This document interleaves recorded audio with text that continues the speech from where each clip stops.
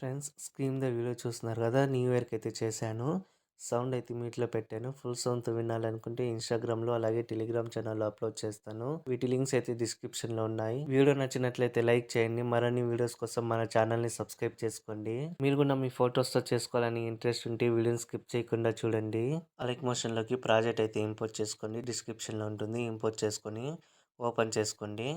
Project import చేసేటప్పుడు import package అని వస్తుంటే డిస్క్రిప్షన్‌లో వీడియో ఉంటుంది. ఆ వీడియో చూసిన తర్వాతనే మీరు ప్రాజెక్ట్ అయితే ఇంపోర్ట్ చేసుకోండి. మీకు అలైక్ మోషన్‌లో సైనింగ్ ప్రాబ్లమ్ ఉంటే ఆ వీడియో కూడా డిస్క్రిప్షన్‌లో ఉంది. చూసి చేసుకోండి. ఓపెన్ చేసుకున్నాక 7.13 సెకండ్స్ దగ్గరికి వచ్చేయండి. ఇక్కడ 2 ఫోటోస్ ఉంటాయి. ఫస్ట్ ఫోటోని సెలెక్ట్ చేసుకొని కలర్ ఫిల్మ్ మీద ట్యాప్ చేసుకొని స్టాండ్ మీద ట్యాప్ చేసుకోండి. మీరు ఎవరి ఫోటో పెట్టాలనుకుంటున్నారో ఇక్కడ ఫోల్డర్ పేరు కనిపిస్తుంది కదా! దాని మీద ట్యాప్ చేసుకొని ఆ ఫోల్డర్ అయితే ఓపెన్ చేసుకొని మీరు పెట్టాల్సిన ఫోటోని అయితే సెలెక్ట్ చేసుకొని ప్లస్ ఐకాన్ మీద ట్యాప్ చేసుకుంటే ఇక్కడ యాడ్ అయిపోతుంది.